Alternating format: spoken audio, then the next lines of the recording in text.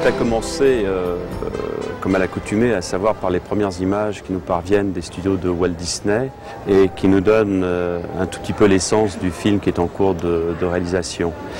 Et quand j'ai eu l'occasion donc de voir ces premières images de Mulan, je me suis rendu compte tout de suite que ce film allait être une étape dans l'ensemble des films d'animation de la compagnie. Et d'un seul coup, l'idée est née tout naturellement de faire appel aux arts et traditions de l'acrobatie chinoise. Pourquoi? Parce qu'il y a une dynamique telle, il y a un mouvement qu'on pouvait d'un seul coup enchaîner le film, le spectacle.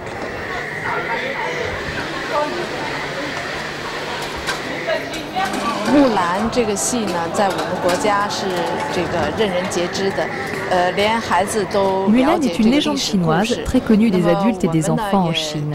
Cette histoire s'est transmise de génération en génération et sous différentes formes artistiques. Il y a déjà eu beaucoup de spectacles sur scène racontant la légende de Mulan, mais c'est la toute première fois en Europe.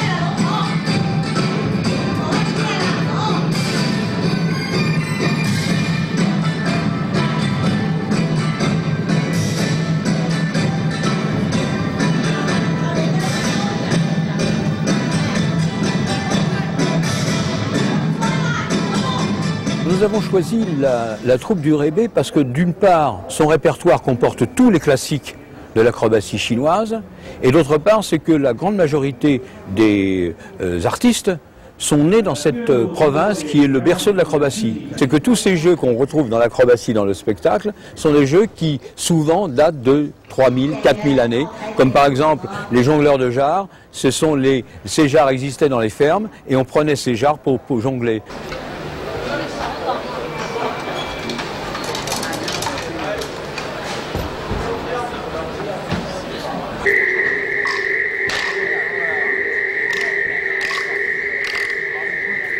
Pour ce spectacle de Mulan, ce qui est intéressant, c'est de raconter l'histoire par l'acrobatie, sous la forme de l'acrobatie, de considérer l'acrobatie comme un nouveau langage d'expression au service d'une histoire. Il a fallu décortiquer l'acrobatie chinoise, comprendre chaque discipline et voir comment elle pouvait servir le mieux l'histoire au travers des différents tableaux qui composent ce spectacle.